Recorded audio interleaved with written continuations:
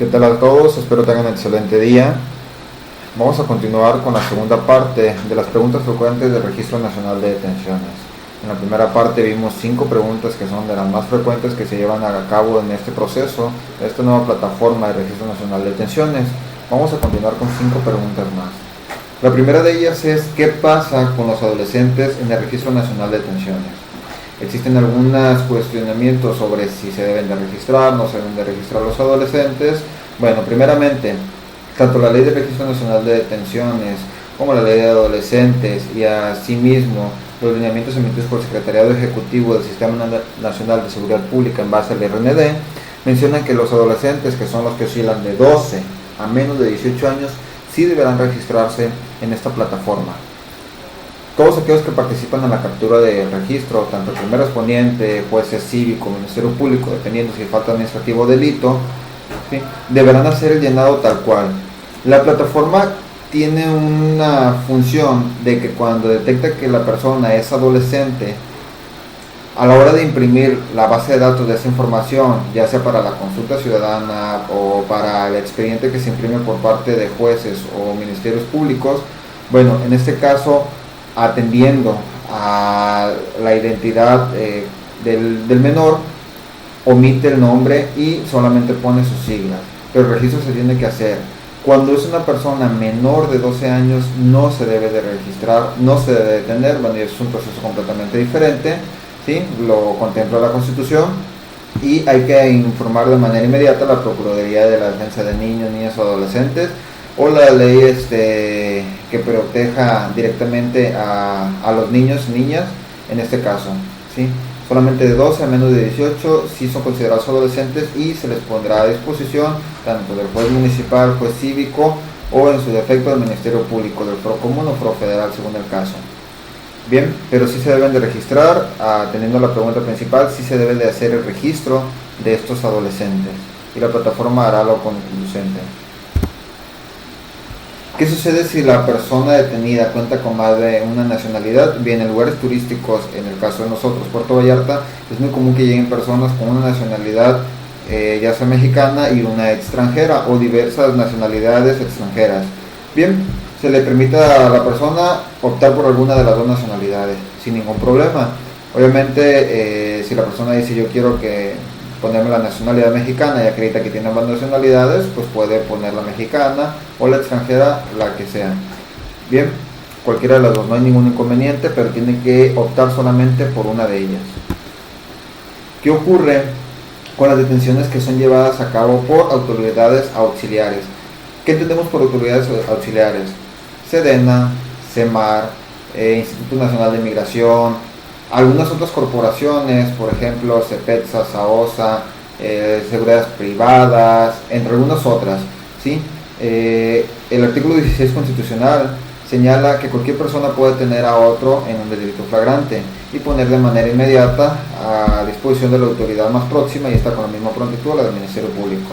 En este caso, SEDENA, CEMAR tienen funciones de seguridad nacional, entre algunas otras situaciones, ¿sí?, no seguridad pública. Por tal motivo, si bien es cierto que aunque coadyuve con la seguridad pública o hagan ligeramente algunas funciones, porque así lo contemplan en algunos operativos mixtos que hacen con instituciones de seguridad pública, su función no es estrictamente la de la seguridad pública, sino la de la seguridad nacional. Por tal motivo, ellos no pueden fungir como primer respondiente o elementos aprensores y elaborar un registro nacional de detenciones directamente, ¿sí? Esto tendrá que poner a disposición de una autoridad más próxima, que pudiera ser Policía Municipal o Guardia Nacional. En el caso de la Guardia Nacional, quiero especificar que ellos sí pueden ser primeros respondientes, ellos sí pueden hacer el registro nacional de detenciones, pero la SEDENA y la CEMAR no. Bien, ¿qué es lo que pasa? Bueno, ellos tendrán que poner a disposición de la autoridad más próxima, que son estas: Policía Municipal, Guardia Nacional, Policía del Estado, etcétera, y ya estas autoridades son las que deberán hacer el registro nacional de detenciones. Bien, cada estado maneja procesos diferentes. Yo siempre recomiendo que si van a ponerlo así, levanten un registro de entrevista donde especifiquen quién fue quien lo detuvo, quién se lo entregó y cómo lo están poniendo a disposición, y no hay inconveniente en ello. ¿Qué pasa si el detenido le da un nombre al policía y otro al Ministerio Público o juez cívico, dependiendo si falta administrativo o delito? En algunas ocasiones pasa que el detenido da un nombre al elemento apresor, al policía, y ya encontrándose en una audiencia, en caso de justicia cívica, pues le da otro nombre, o lo subsecuente, ya cuando está entrevistando con el Ministerio Público, le da otro nombre.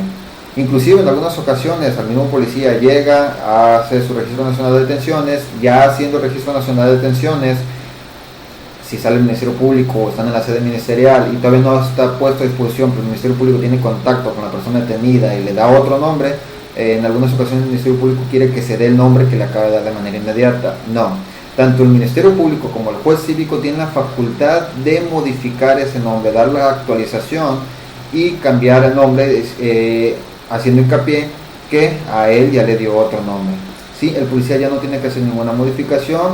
Recuerden que si modificas en el informe policial homologado en el anexo A, tiene que ir a la par siempre el informe policial homologado como el Registro Nacional de Detenciones. ¿Sí? No puede haber una contradicción entre eso. Si a ti ya te dijo un nombre, tú con ese nombre vas a seguir el proceso hasta que se lo pongas a disposición de la autoridad competente, juez cívico o Ministerio Público. Ya el Ministerio Público, si a él le dio otro nombre, pues el que haga lo conducente de actualizarlo con ese nuevo nombre que le dio.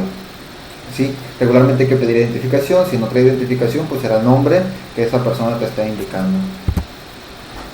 ¿Qué pasa si la persona no proporciona datos? Bien, la última de las interrogantes es cuando la persona se niega a dar algunos datos, ya sea porque se encuentra en un estado inconveniente, por ejemplo bajo los efectos de sustancias tóxicas, el alcohol, etcétera, o sencillamente se niega a proporcionar alguna información.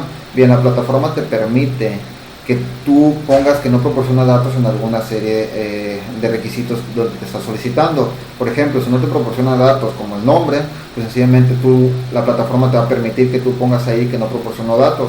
Hay que hacer hincapié de todas maneras a la persona detenida que esa información es necesaria para que sus familiares o cualquier persona de interés legítimo pueda saber dónde se encuentra, ante qué autoridad está detenido y darle el proceso legal conducente. En algunas ocasiones es el abogado defensor el que requiere esta información, y si no proporcionó la información correcta, los datos de su nombre entre unos otros, bueno, pues va a ser un poco más complicado la localización de él, ¿sí? Pero no pasa nada, si al final de cuentas el estado completamente inconveniente de la persona no lo permite, pues le ponemos en la opción que no proporciona datos y adelante, la plataforma te lo sigue permitiendo. Bien, estas son las preguntas más frecuentes que me han hecho. De igual manera, si hay alguna otra pregunta relacionada al Registro Nacional de Detenciones, la cual tengan duda, con toda confianza pueden hacerlo.